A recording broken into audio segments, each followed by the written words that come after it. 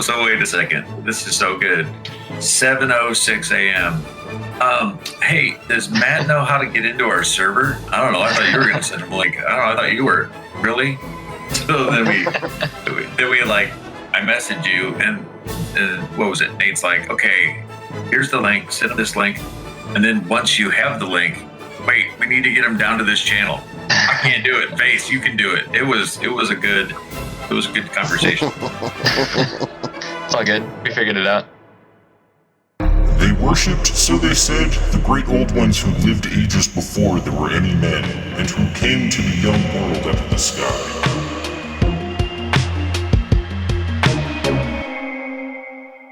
Says the guy who just got banned from a game store. Oh. Welcome everyone to another episode of the Great Old Ones Gaming Podcast. In our series Beyond the Veil, we interview writers, game designers, artists, and prominent members of the Mythos gaming niche.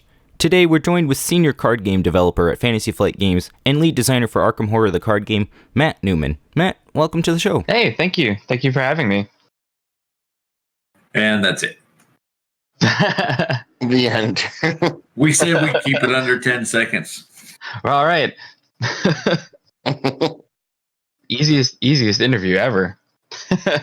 We appreciate you making time to chat with us, Matt. We here at the Great Old Ones like to ask all of the people we interview on the show, what was your first foray into Lovecraft and the Cthulhu mythos? So I think I read some of the stories in high school, not like as part of the curriculum or anything, just like, you know, I was into horror video games at the time.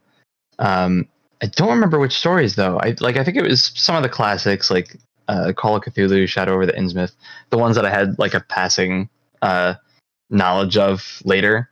So I must have read them earlier. But I didn't really started getting into Lovecraft until I actually played Arkham Horror for the first time, like the second edition board game.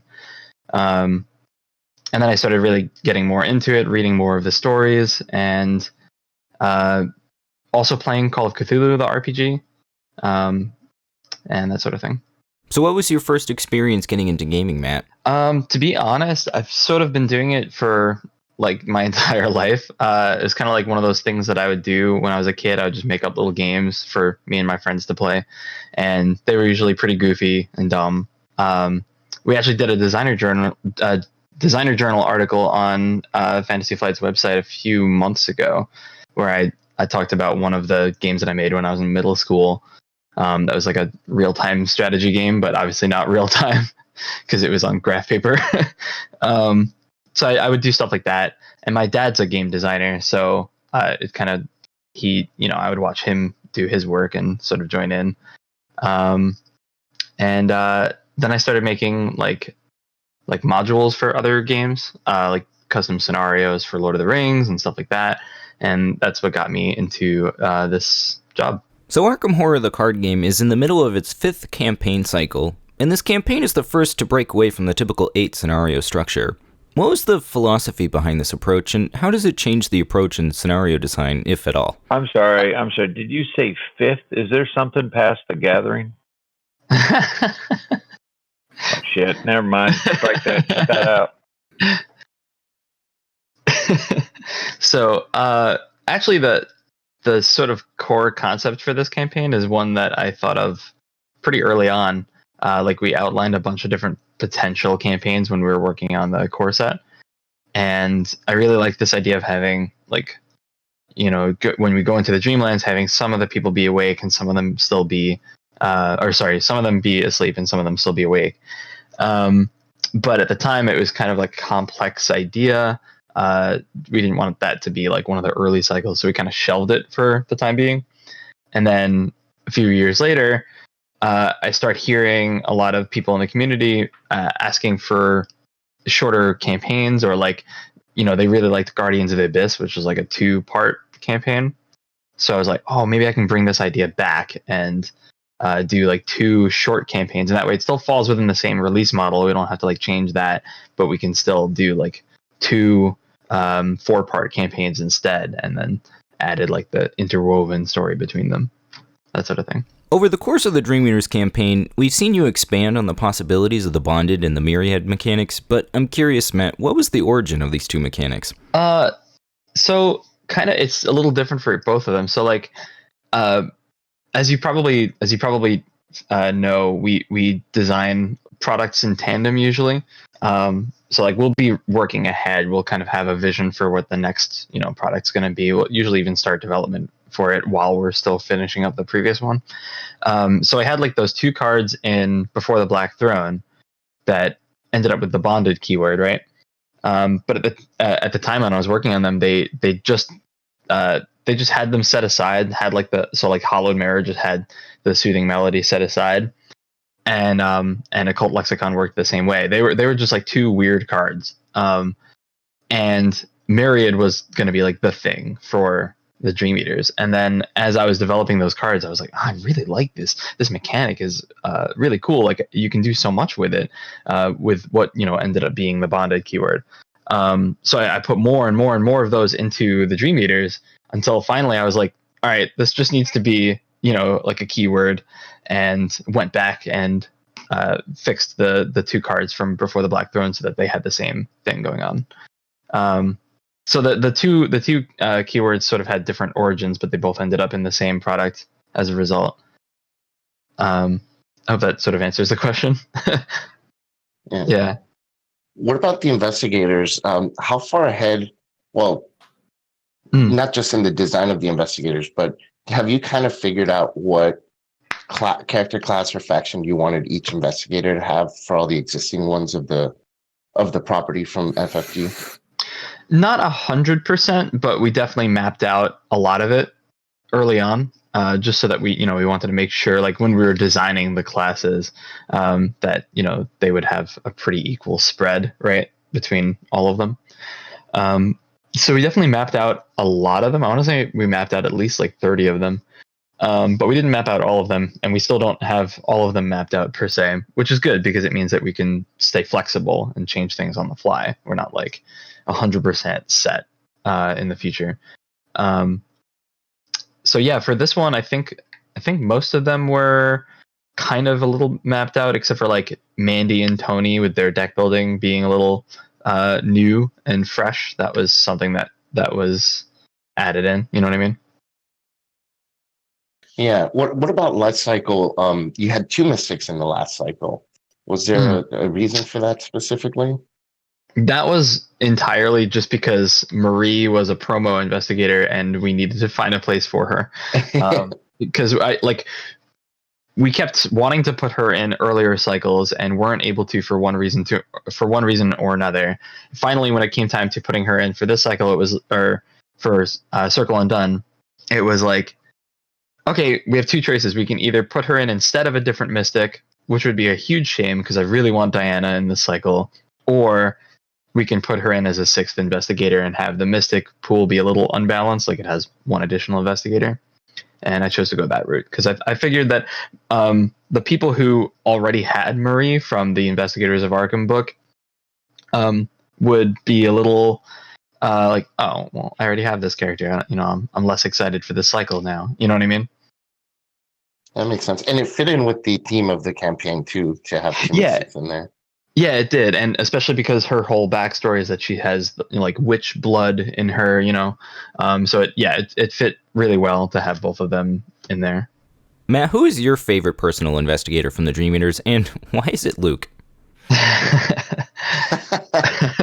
I'm not sure. Like I don't think he's my favorite investigator, period. But I have a lot of fun playing as Tommy. Because I love in like MMOs playing like the support paladin kind of tanky class. So Tommy's a lot of fun to play, just like playing the hero, like I'll save you, and then you step in the way and you take a hit for someone. It's a lot of fun. But is it Luke? I think it is Luke. He's just so much fun to use as well, like, or to not just to use but to build decks with. I'm a big fan of any investigator who forces you to go back and like reevaluate a bunch of cards. So with Luke, it's fun to reevaluate all of the basically all of the events in Seeker and Mystic that deal with, at your location, because all of a sudden that sentence like has a completely different meaning. So like one of my favorite cards to play with Luke is Seeking Answers, which is a card that doesn't get played very often, because with Luke you can investigate a connecting location and then discover a clue at a location connected to that location. So you can discover a clue like 2 locations away with that card, which is pretty cool. Yeah, or even Vantage Point. That card's sweet. Oh yeah, absolutely. Because you can just hop into the gate box and grab a clue from any location. Yeah. So while we're on the subject of Mystic Investigators, Matt, I wanted to ask you, FFG recently revealed that Dexter Drake is making his debut in an upcoming novella. What was the inspiration behind his mechanics and his abilities, Matt? Yeah, so Dexter, I think the article that announced him pretty much nailed it on the head, where I wanted to get across this idea that he's, as an illusionist, as a magician, he's able to pull sort of one thing out of nowhere, right? So it started off with just the idea of transforming one asset into another asset.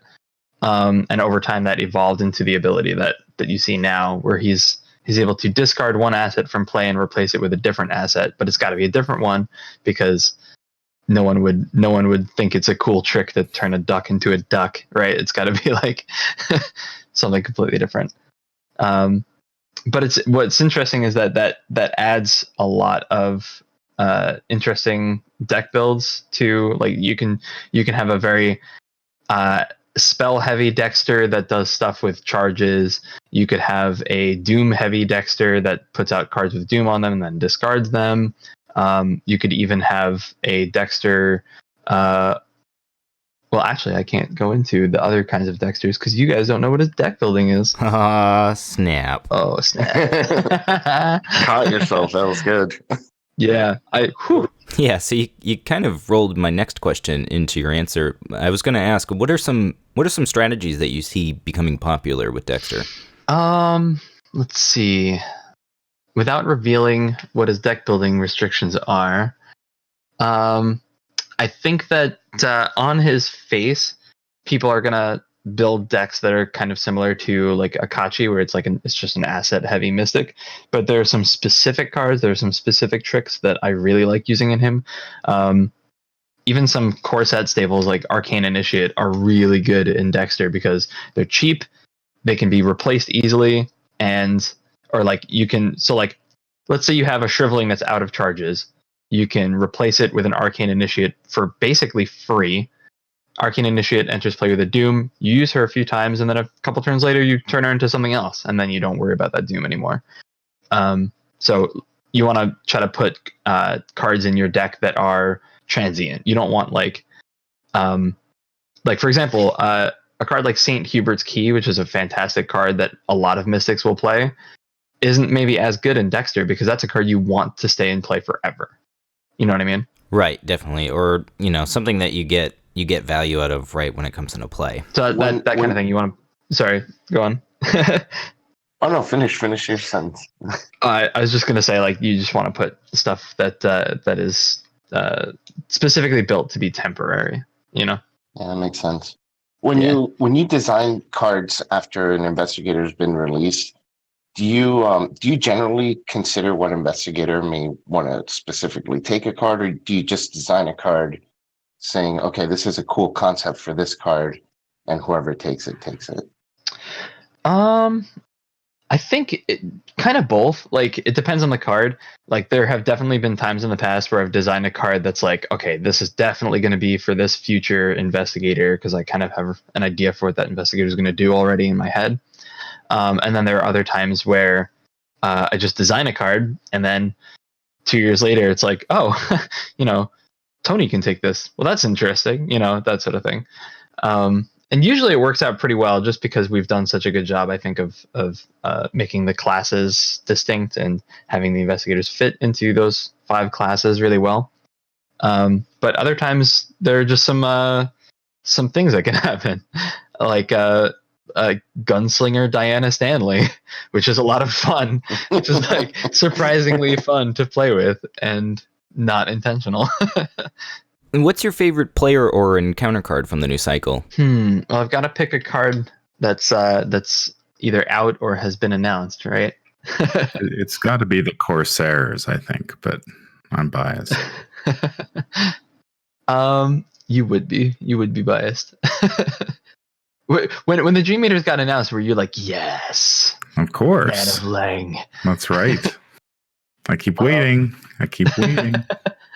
I think I'm a big fan of the Eye of Truth, which just got spoiled from the what is it, the final pack? Yeah, the Weaver of the Cosmos. I don't know. Oh, sorry if this is a spoiler free channel. Oh, no. Podcast. Okay, cool. No, we are actually entirely the opposite. We usually like to spoil things, and then midway through, we just smack a spoiler warning. Right, yeah, like a mid spoiler. Yeah, I like that. So yeah, the Eye of Truth is one of my favorite ones. It's a skill test that you can commit to anything. It's got 4 wild icons on it. It's a level 5 seeker skill. And if you commit it to a skill test on a treachery and you succeed, you add it to the victory display along with the Eye of Truth, and it contributes its icons to all copies of that treachery that ever get drawn. So that's a fun one. And I like the flavor text is a reference to Enigma, the band, which is cool. What else? I'm also a fan of the Dream Diary and the Essence of the Dream, which you guys haven't seen the payoff of that yet, but it's a lot of fun. And my actual favorite card in the cycle has yet to be shown or spoiled, so I guess I'll have to hold off on that one. Yeah, I love that Seekers get those quest cards pretty much every cycle. They got like these cards that you can have like a side quest with, like solve the I forget what it is, solve the runes or something like that. And yeah, it's like, well, it's like translate this or that or the other thing, or identify the compound, the solution, that sort of thing. Yeah, they're a lot of fun. They're tough to design because usually we design a bunch of cards and then kind of assign levels to them later. But for those, it's like, no, they have to be high level. And not only do they have to be high level, but they're hard to upgrade into. So they're kind of like, they have to be more powerful than their level would suggest. Otherwise, no one would play them. You know what I mean? True, they'd have to be worth it. Yeah. So they're tough, and some of them are easier to accomplish the task than others. Like I would say the Dream Diary is pretty easy to accomplish, but some of them are a lot harder. Do you have a favorite scenario from the campaign?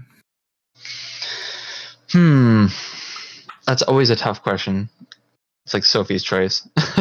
I think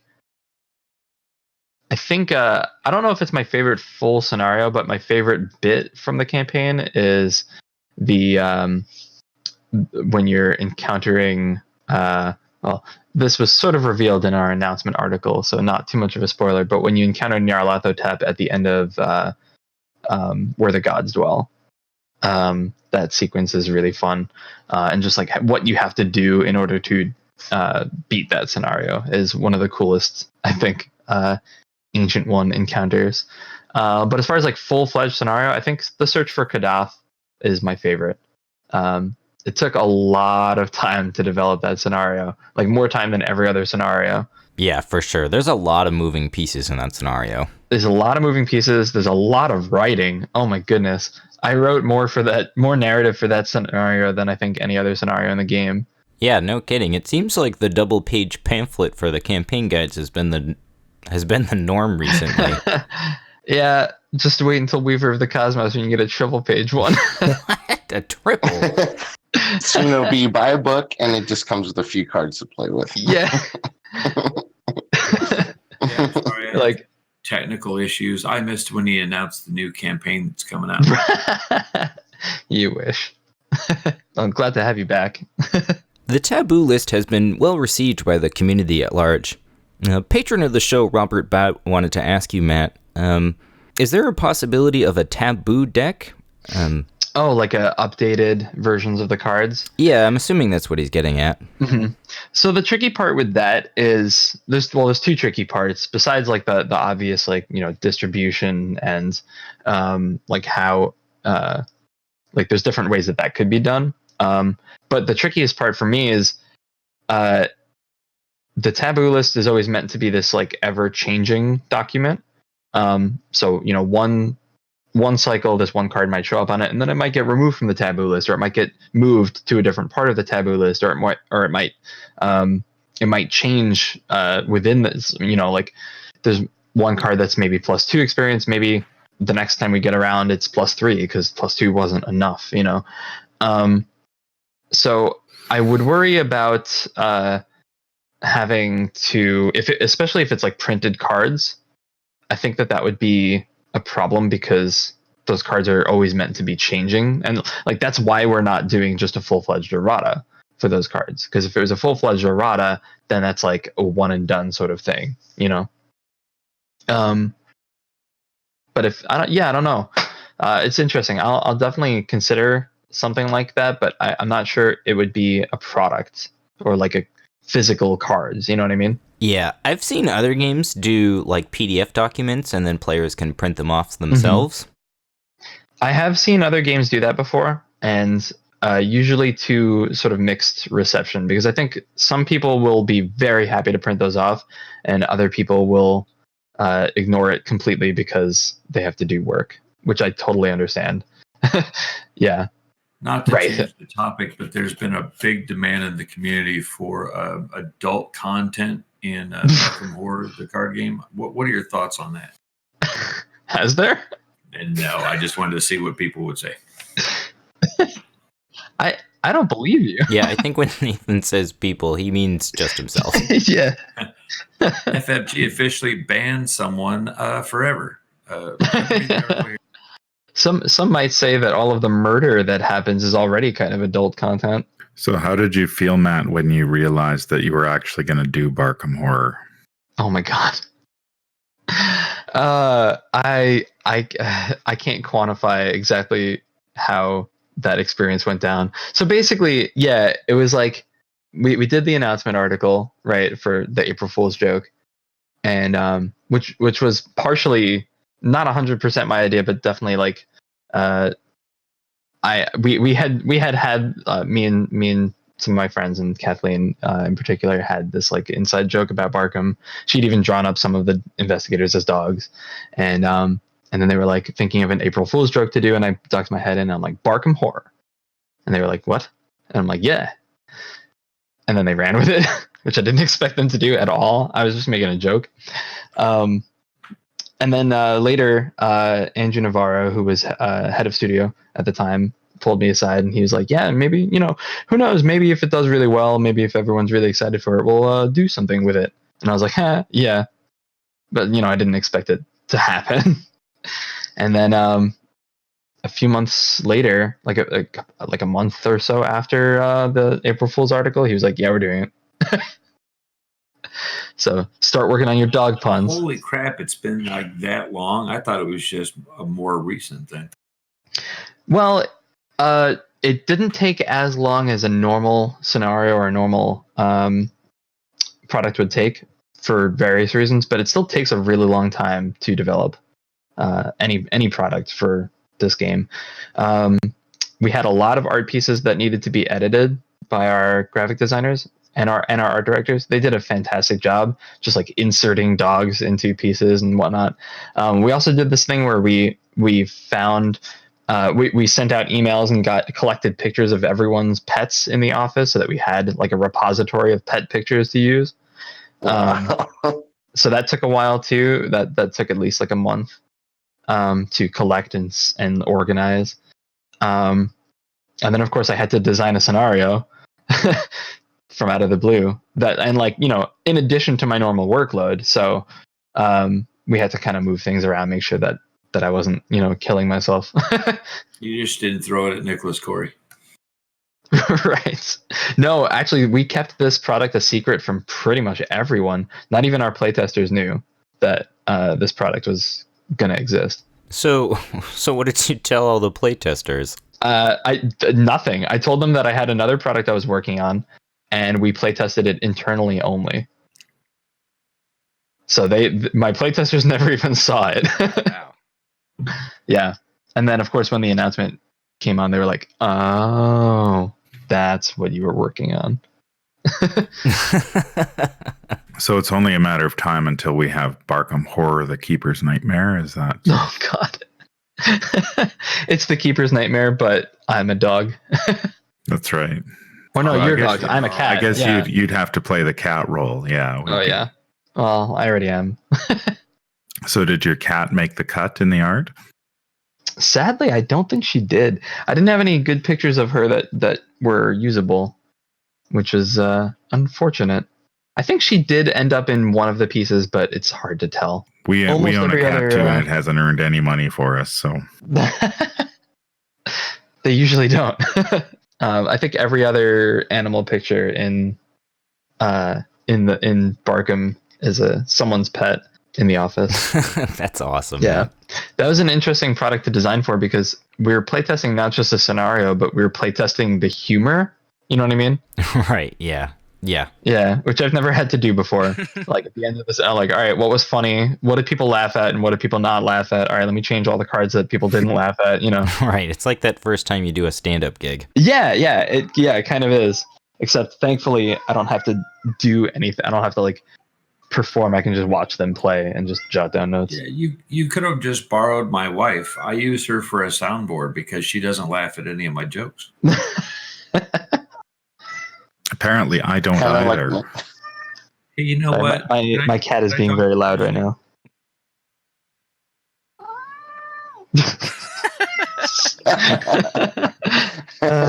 Yep. Cats are That's, not regular. Arkham Horror. I've been waiting to talk about this. so yeah, I'm very excited for Barkham. That's going to be a lot of fun.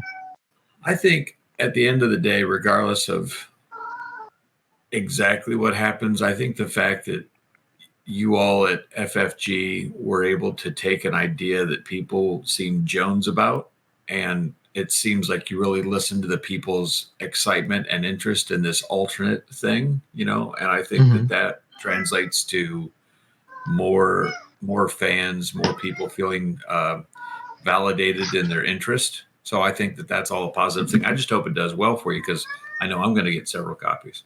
Yeah, I hope so too. And I'm really glad that we were able to make it too, and that it got so well received. You know, because honestly, like I wasn't sure what the reaction was going to be. You know, I wasn't sure if this was going to be like a yes, this is exactly what I've always wanted for some reason, or if it was going to be a like, why did you know, like really, you know. But yeah, people seem really pumped for it. I'm really pumped for it. I mean, everyone in the office was really excited for it. So clearly, it was like a hit idea, you know. Yeah, I really like that you're able to take the Arkham Files game and poke fun at it. Yeah, and that's always tough because if you have like a huge property and you start to parody it works. It's fine. But you can never tell quite if you've reached that point of like popularity that you can start to parody yourself. Because if you haven't, then it just comes across as like, I don't know, it has a different, you know, connotation, right? Yeah, definitely. Yeah. Are you worried, Matt, that this might do too well and then you'll have to just... That's actually a comment that Nate French had where he's reviewing we do like a peer review step, and he was reviewing the product and he's like, I hope this does so well that we just have to make Arkham Horror products from now on. So I wouldn't say I'm worried per se about that, but I do think it's going to do well, and that's great because the proceeds are going to charity. So that's awesome. Yeah. And was there any Kitty, inspiration? shut up! Oh my god, my cat won't stop talking. It's like she knew that we were talking about Arkham Horror and she wants to get her kicks in. So FFG some time ago, I think it was early 2018, released a Masks of Nyarlathotep expansion for Eldritch Horror. Matt, have you had any aspirations for taking classic Call of Cthulhu campaigns and taking your own spin into the LCG? Is that something you've considered? It's definitely something I've considered. Masks would be like a huge undertaking, I'm sure. I'm not even sure you could fit Masks of Nyarlathotep into an 8-cycle campaign, but 8 scenario campaign. For me though, I like telling stories myself, and I fancy myself a writer. So I've kind of gravitated towards just coming up with my own stories to tell. But it's definitely something I've thought about, and it's definitely something that I think would be cool. Yeah. And just real quick, right before you say that cool idea, you did say that you've been creating the stories yourself, etc. And can I just say that I would not be 100% like completely into this game if it weren't for the incredible stories and devotion from you and your team. So, thank you. Once again, thank you for that. Thank you. I appreciate that. And they've gotten more, I think, what's the word? Not extensive, but like they've become more stories Spidery? over time.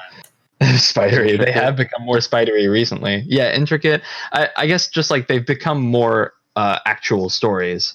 Like we didn't have a lot of space in the core game for like stories. Like I'm sure you noticed that those were a lot shorter.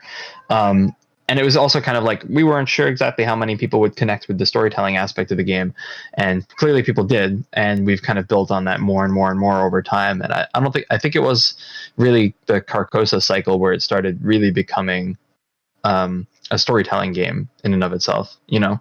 Right. Yeah, I would imagine there's only so much that you can do with basically doing a direct sequel to Dunwich, as you're kind of forced to take a lot of that source material for what it is.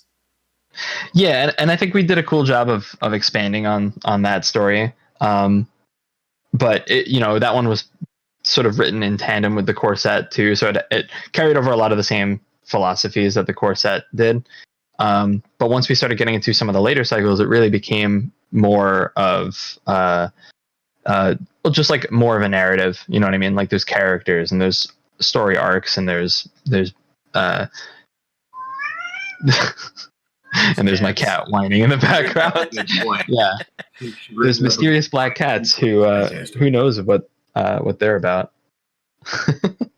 So what's your favorite part of designing an Arkham scenario, Matt? Is it writing the story? Is it designing the mechanics around the scenario, or is it kind of a mixture of the two? I think my favorite aspect is actually just designing the player cards, to be honest. Not that I don't love designing the scenario and writing the story as well, but those parts take a lot more pre-planning and are a lot more stressful, I think, than the player cards. The player cards I usually just have fun banging out all kinds of ideas over the course of a few weeks, and it's always fun getting to give the players new tools and seeing how they use them. You know what I mean? Right, absolutely. Yeah. The investigators in particular are probably the most fun, not the easiest by any means, but the most fun to develop, because it's like coming up with a completely new play style every time, you know? Yeah, definitely. Do you ever use scenario mechanics to inspire yourself for player cards? It feels like Patrice was kind of inspired by the Brown Jenkin mechanic. Not that one. Actually, no. Patrice is sort of a retake on a Lord of the Rings design that I did back when I was designing for Lord of the Rings. There was a character named Eristor whose whole thing was he got a new fresh hand every game. So I was like, all right, well, what would that look like in Arkham? You know, what class would that be? And what character would that be? And it ended up fitting in Patrice. And it's even better in Arkham because you can commit cards to skill tests, which you can't do in Lord of the Rings. But there have been times where a player card, not usually an investigator, but a player card has been inspired by something that came out of a scenario, or usually it's something that happens when I'm playing a scenario. Like I'll be playing, playtesting a scenario, and something will happen. I'm like, oh man, it'd be really cool if there was a player card that could counter that, you know?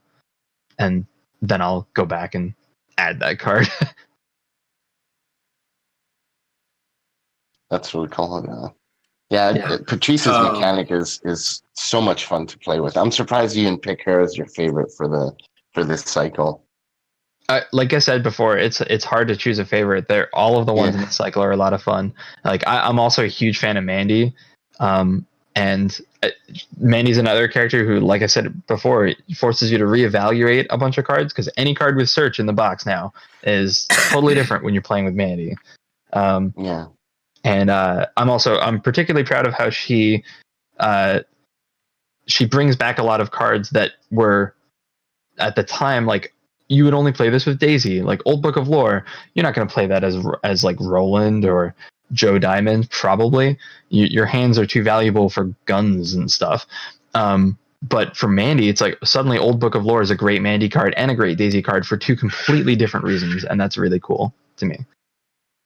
Do you ever feel that because the investigators seem to be getting more complex, which is I think really cool for the game, but do you ever feel like there's a limit or a threshold that maybe could spook away some new players if you go too far with the complexity? Oh, absolutely. And I hope that we've done a good job of making sure that in every expansion there's some complex investigators for your veteran players and some simple ones as well. Like I would say Tommy is kind of on the lower end of simplicity. Like his only ability is when one of your assets are defeated, you get money back. That's pretty much it. So he's pretty simple. He's maybe a little harder to play or to pilot, but in terms of like the text on the card.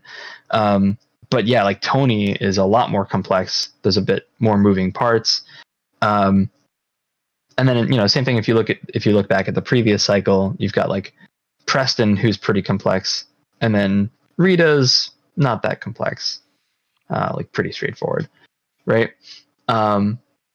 So hopefully we do a good job of providing like a smattering of complexity for players. And there's definitely a limit. Like there's definitely a cap where at a certain point you just have to go back and, scrap a design because it's way too complicated.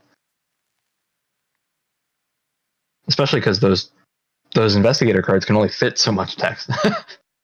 True.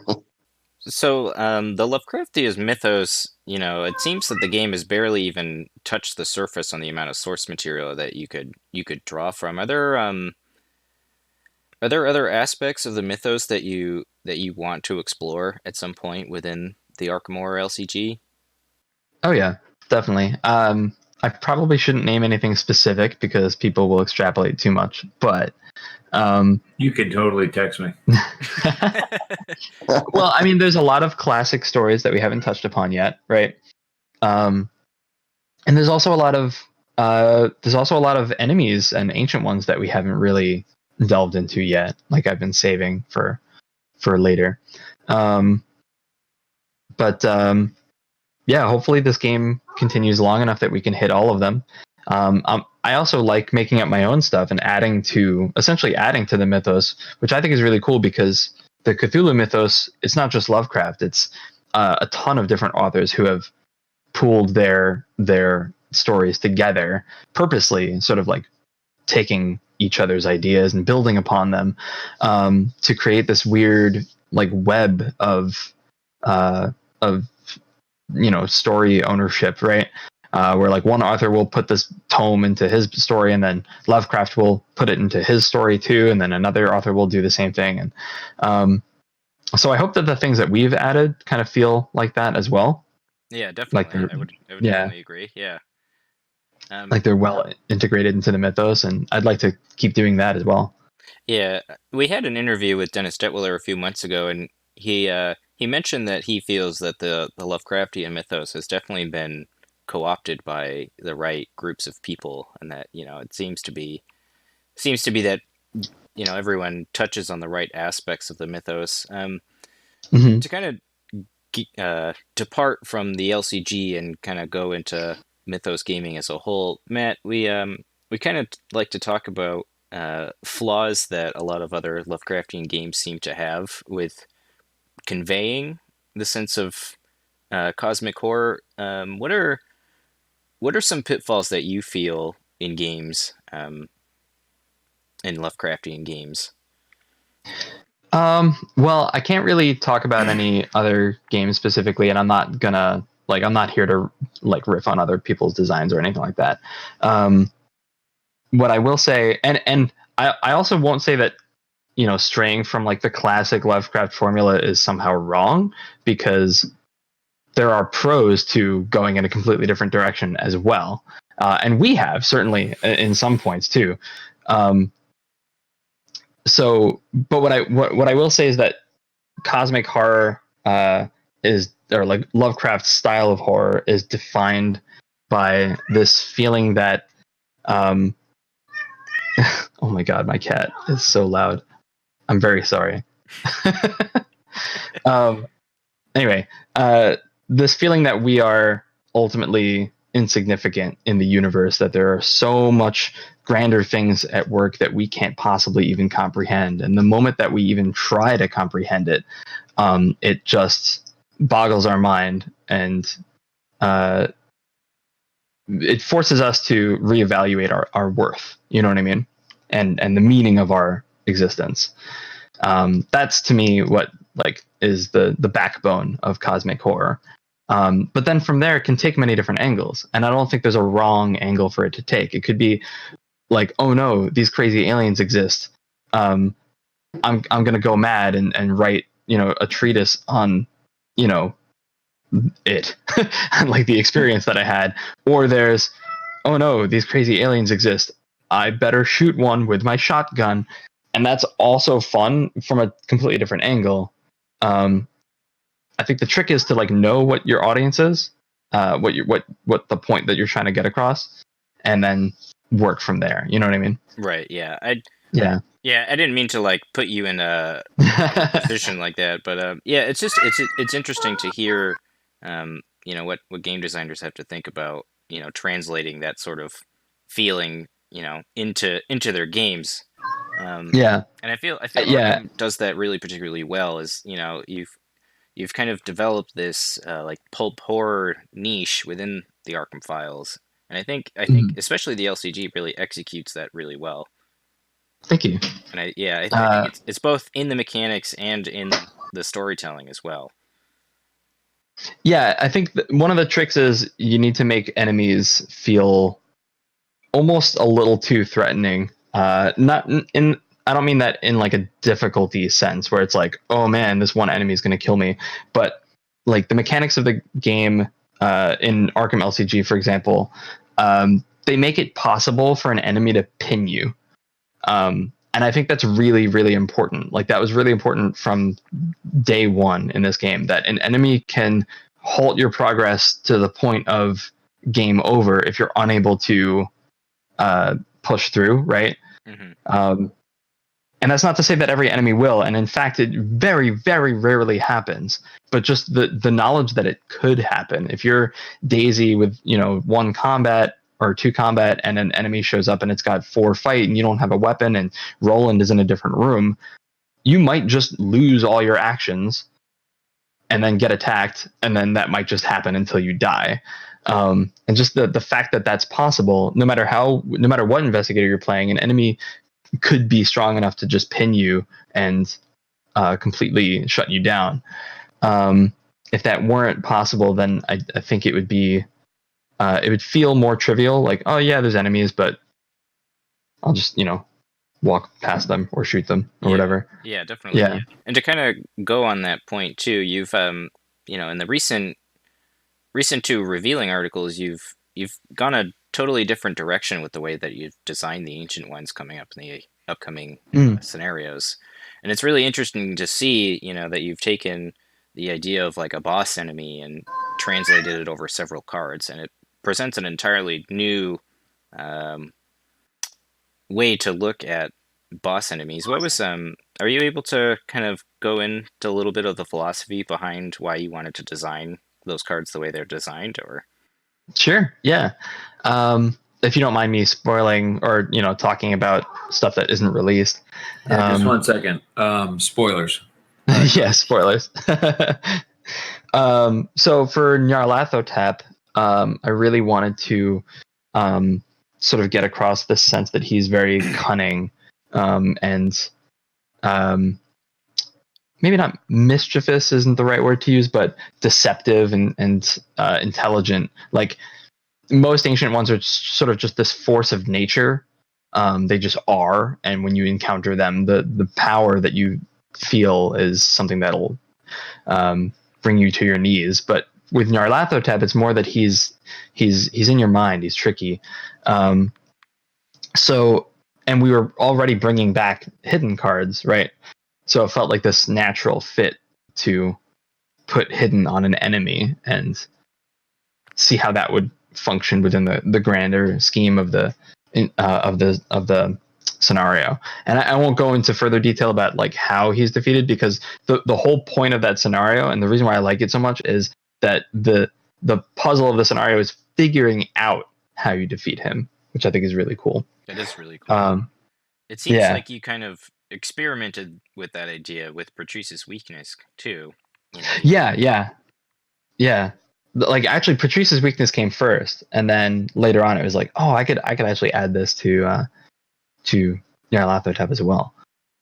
And then for Atlach Nacho, who I don't know if I'm pronouncing that correctly, so I apologize for any Lovecraft buffs out there. I think it's Atlach Nachos. Nachos.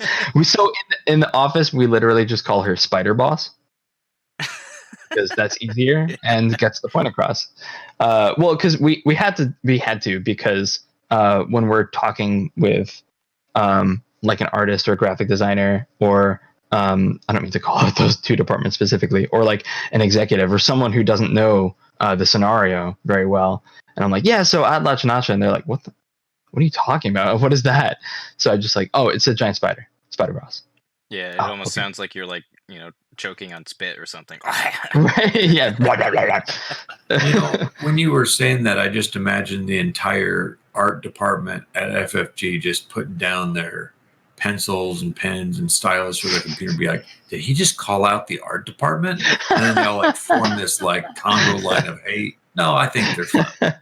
They're gonna shove it in my room and just like cross their arms and be like, you said. No, they're fantastic. What was I gonna say?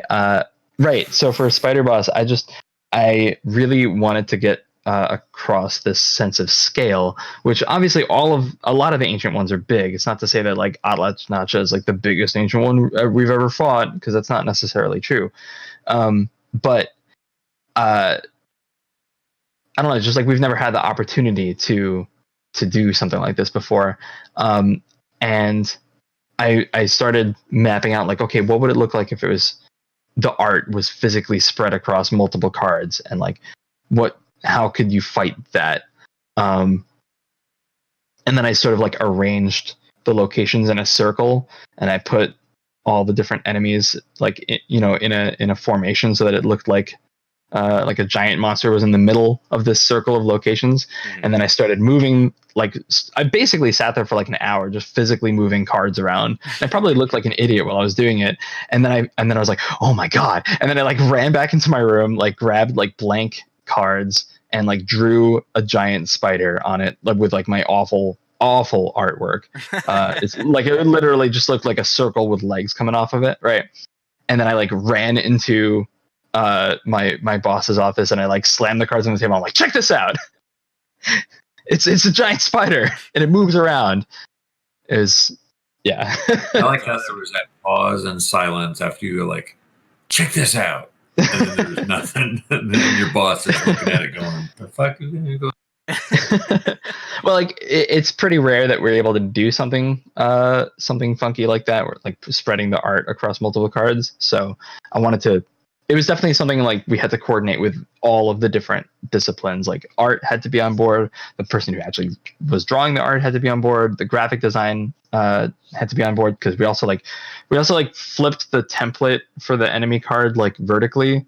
So the bottom legs have like the title on the bottom instead of the top and everything like that.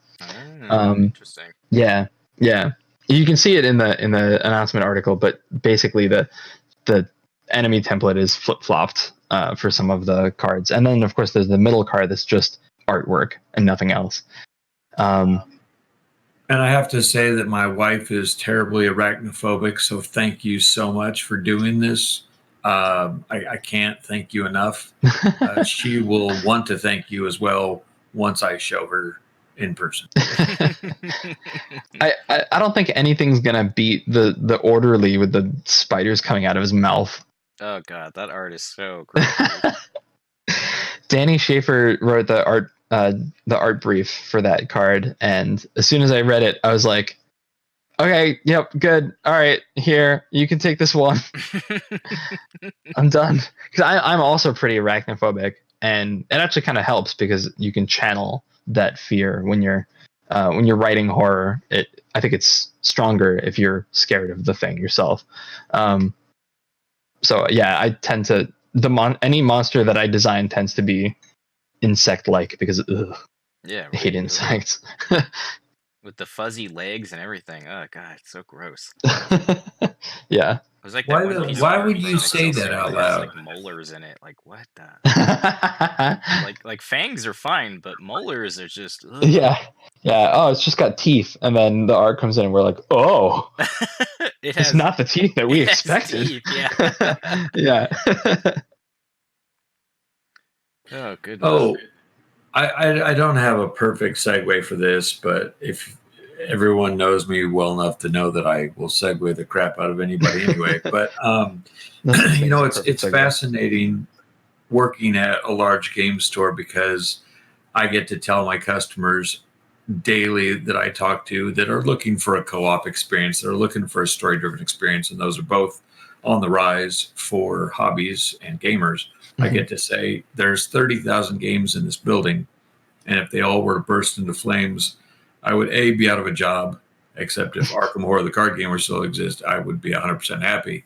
And they just look at it like they're holding the some kind of forgotten tablet that will make them like immortal. And they're like, I have to get this game. It's great.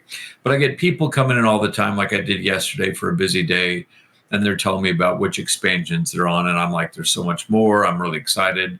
Hey, there's these great podcasts, and there's also my one that's weird. And they're like, LOL, and they listen, and I've had really great feedback. But, more and more people that have been playing LCGs talk to me about how Lord of the Rings is fantastic and rich and covers so much ground. And ultimately, it felt like they had to pigeonhole themselves a little bit into just making a deck that was going to crush the scenario, and they couldn't experiment as much. And of course, I'm playing Marvel Champions, Lord of the Rings, and Arkham Horror simultaneously because I don't have enough on my plate.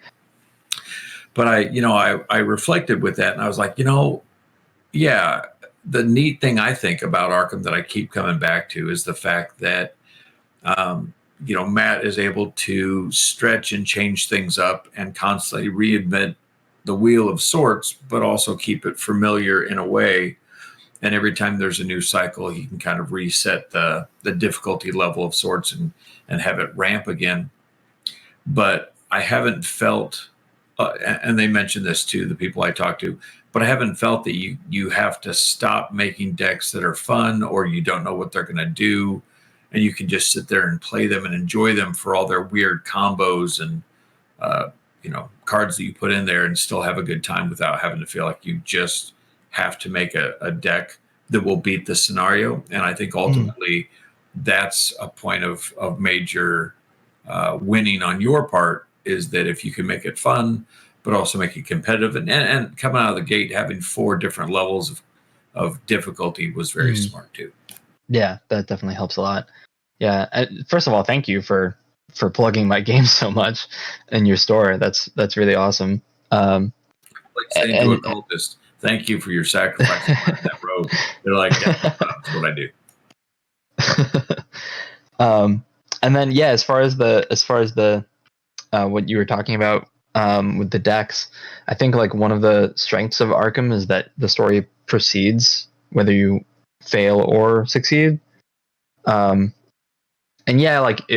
you'd prefer to succeed most of the time, I would assume, but you still get this feeling like the plot is progressing regardless. So you don't feel quite as pressured, I think, to, just stick with the ultimate deck. Yeah, exactly.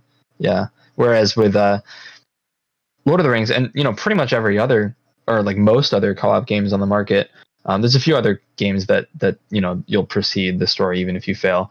But like video games too, like most, like 99% of video games, if you fail a level, you got to restart the level. And it's funny. It's really like the only piece of media that if you aren't good at it, you can't consume the whole thing, right? Like you'll never get to see the end of a video game if you just are bad at it, unless you like just watch the ending online or whatever. So yeah, I think that's where some of that pressure comes from. Like I have to beat this because I want to be able to play the next scenario, you know? Yeah, definitely. And I'm curious too, because there's what I really like about this game particularly is that there's so many different variants on how to change the difficulty. Like not only can you change the chaos bag, but you could follow the taboo list. You could play an investigator you've never played before. You can play scenarios you've never played before. And there's so much. Right. There's so much. You can use ultimatums. Yeah, exactly. Which I do not recommend playing Rita with zero experience and going through. Whew. I got to Essex County and then I didn't. But yeah, Matt, is there anything you want to say about modulating difficulty in games, specifically in Arkham, and what you some of the struggles that you experienced when designing scenarios? I guess the one thing I would say is I'm a big proponent of customizing your game and adding house rules and changing the difficulty to suit your particular play group. So I would even go so far as to say like we provide 4 difficulty levels, right? And then we added all kinds of things on top of that as well. But players should feel free to experiment and make up their own difficulty levels or change whatever they need to change to have fun. I think that part of what's cool about a tabletop game is that you can do that.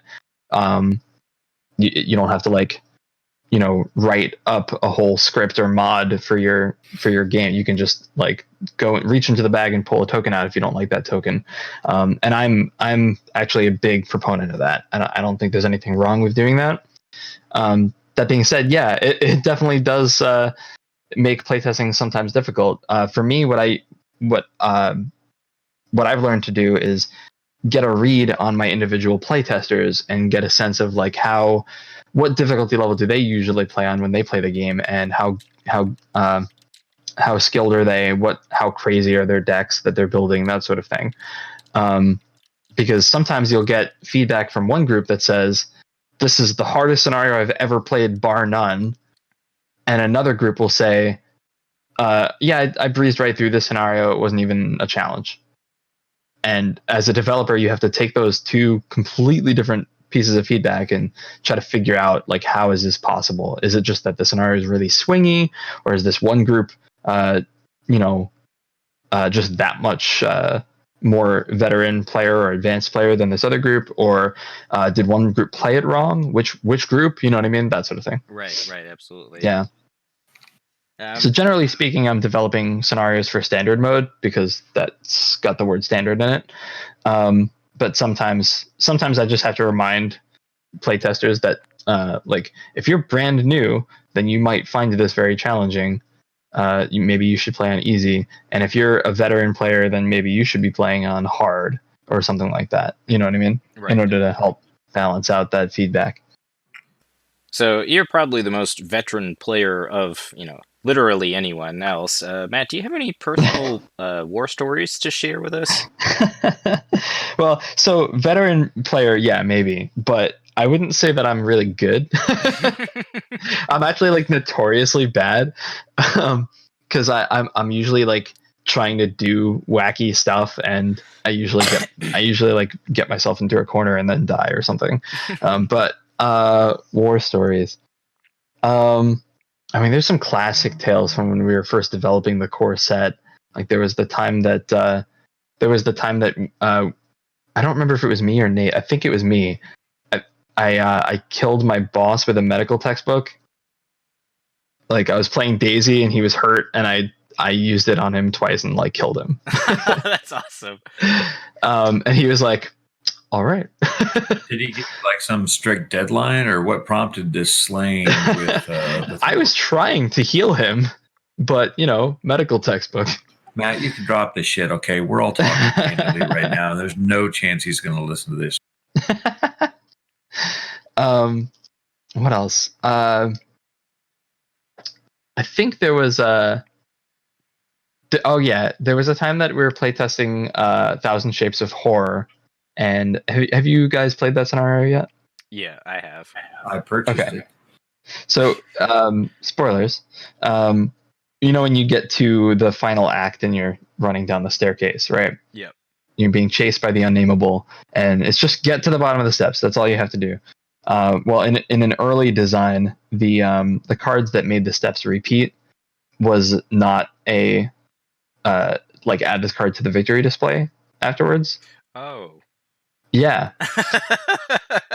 And we got locked in a loop where for whatever reason we drew, I think it was like 8 of them in a row or something like that.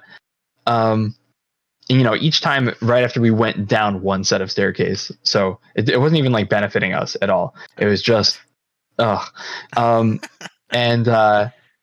finally I was like, okay, here's what we'll do. I was playing Tommy and I was like, I'll take the Unnameable and you guys just go, just run, and I'll just stay behind and I'll just tank it. Because there was like the Unnameable and like 3 other enemies. There was like a bunch of ghouls, and it was just we were being overwhelmed. So I did like a level 2 taunt and like grabbed them all, and they all just ran, and I sacrificed myself for the greater good.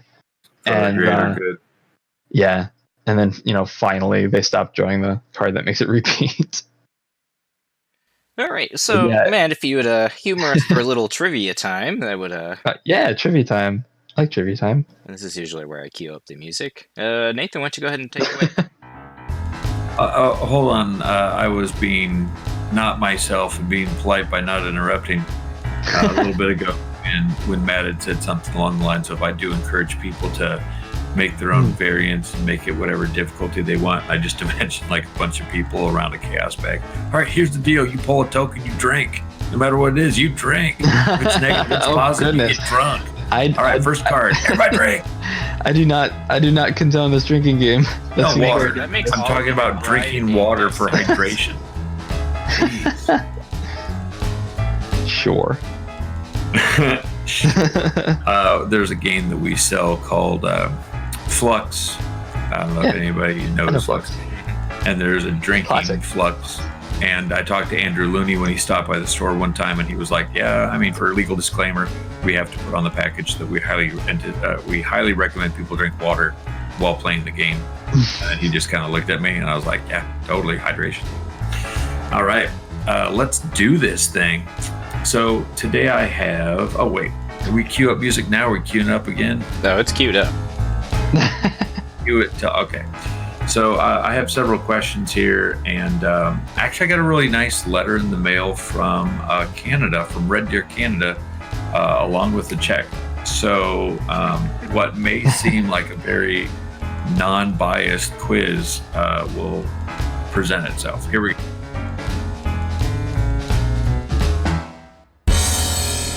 In your favorite card and mine called Eldritch Inspiration, there are at least 4 different things on the ground in front of the woman with glowing eyes.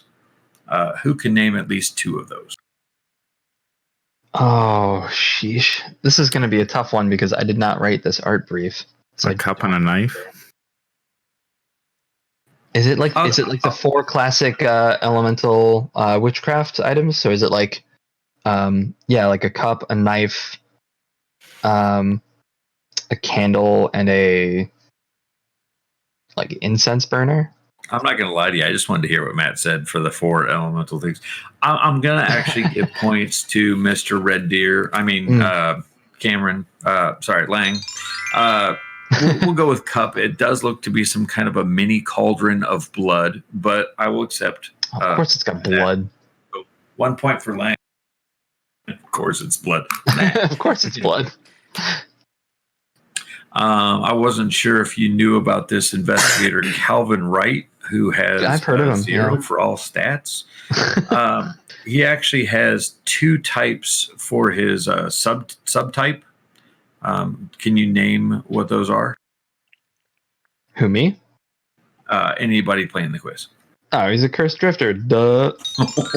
Oh shit, Wow. sir. Easy. Easy. I just feel like this went up a notch. Man, I feel like Vase and all are trivia games now. Well, if you're doing text on cards, I got you guys. Oh, don't worry. We aren't. Okay. In your obligatory, looks like a Japanese schoolgirl outfit here for Truth from Fiction. What are the pips on that card? 2 intellect icons? Point. Dang, look at this dead Wow. heat. Well, when you said pips, I thought you meant the level pips. Yeah, no, I misspeak all the time, but to Nate's benefit, he worked out from that. Research librarian. He has a health and a sanity value. What are those values? 1 and 2? 1 and 1. Oh, I think you're right. Technically, even though you kind of gave a bow to Nate, you were correct, Matt. Oh, he's 1 and 1? Okay, cool. Sweet. It's fairly surreal to have these comments. It's kind of funny. All right. Doing great. Is anyone needs to take a break, maybe get some Mountain Dew or take a nap? We're going into the home stretch. Pretty close game. Matt Newman at 2, Nate at 1, Lang at 1. All right. Hot streak. Gain 10 resources. I win again. Sorry, Sugar. It's just not your night. What hand does she win with? Oh, A 4 of a kind of aces? A full house. Let's assume those are both wrong. Any other guesses from the peanut gallery? Is it the dead man's hand? I know that shows up in an art piece, but I don't think it's that piece. I think. Oh no, that shows up in the Clover Club act card. Dang it! Yeah, I love that scenario. I thought I'd tell you I dressed up for that one, and we had whiskey, and I put La Bella Luna outside my apartment. Yeah, Yeah, I think you showed me a picture of that. Seen a female without clothes. So the hand that was the winning hand in Hot Streak is in fact a royal flush of diamonds. Oh my Nate, goodness. a mental nod to you for saying the suit, but that's all I'm giving you. All right, fair enough. All right. We also have the high roller. The higher the stakes, the better his luck. What are the icons on this card? Intellect and agility. I think it's just an intellect icon. Both of you had said things out loud. I don't remember. I don't even remember if this card had icons. Ooh, wow. 3 different answers. In fact, it is intellect and fight for high roller. I guess he's Fight. got to get in Okay. scuffle when he gets busted. And your favorite myriad rogue card called Easy Mark and mine, there are some weird hooded figures that look like they're the weakness for Rita coming in from the, I guess, sunset background. What is the person doing while they are coming into the library? He's inspecting something with a magnifying glass. That is absolutely correct. I think you wrote the art prompt for that. I did. It's totally a Netrunner reference. Because if you look at the card Easy Mark for Netrunner, it's like a student being accosted by some people of ill repute, and this is like the Arkham version of that. You know, I can't help but think that someone has an advantage, but I can't quite put my finger on it. Ward of Protection, level 5. What are the icons on this card? It's 1 wild icon. I think 2 he's got wild it. icons. Is it 2 wild? I don't know. I think it's 1. I don't know. He chose 1, so I'm going to go with 2. Fair enough. Does your cat want to have a guess there, Matt? Hold on 1 second. Eris, say something.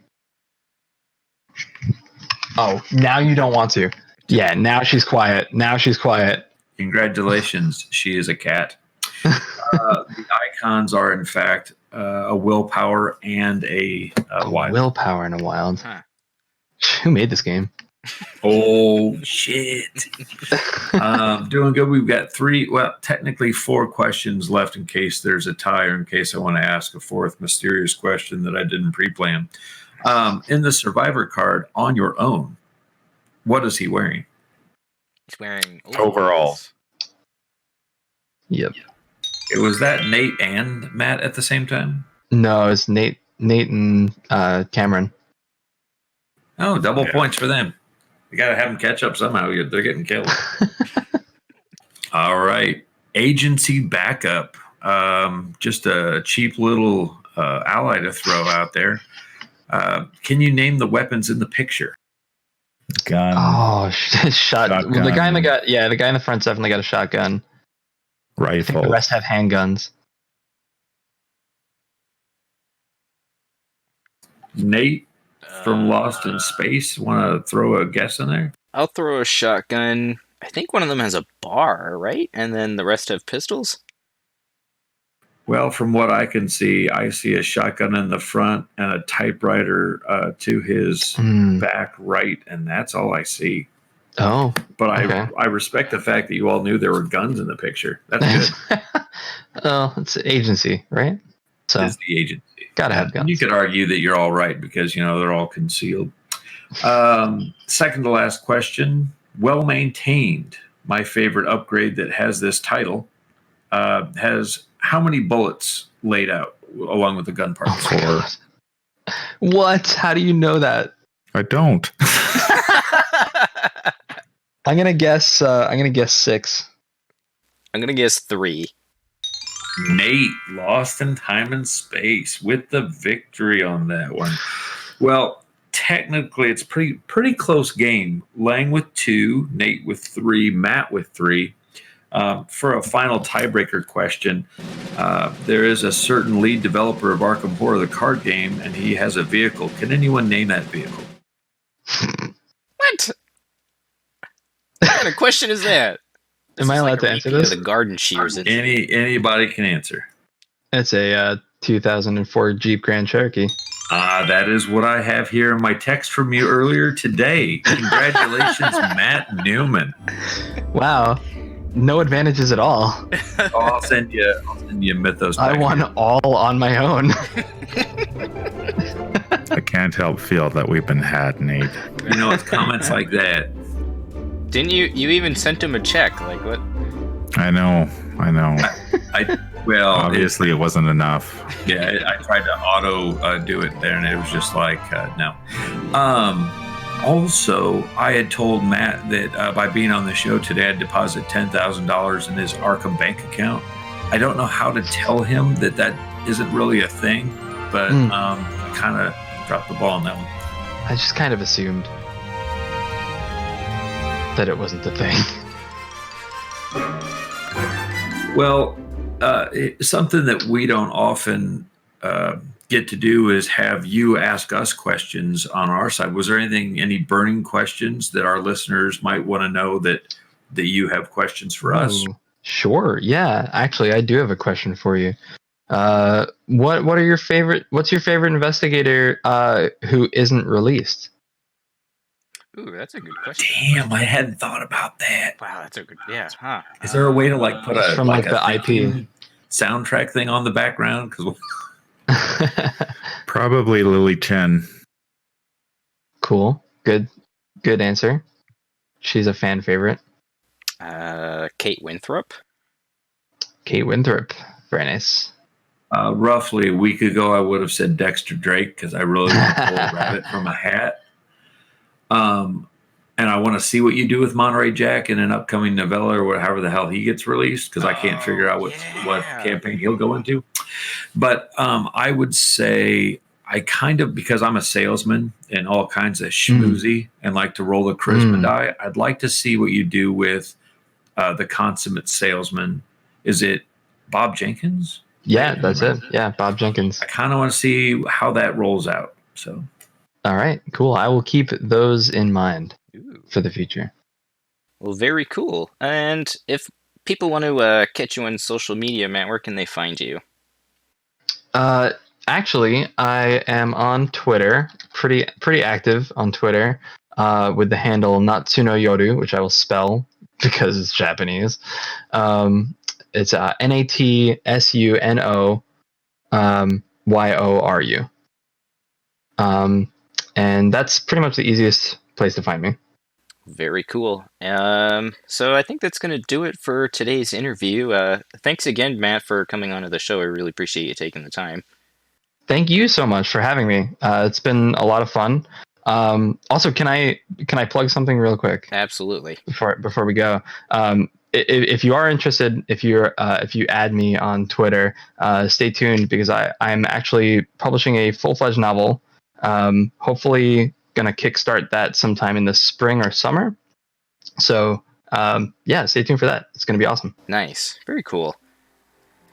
Well, I think that's going to do it for today's episode. I've been your host, Nate, lost in time and space, and I was joined with today... I'm Man from Lang, host of the Whisper in Darkness YouTube channel. And this is Nathan, head cultist of the Matthew Newman Secret System. Thanks you guys so much for listening.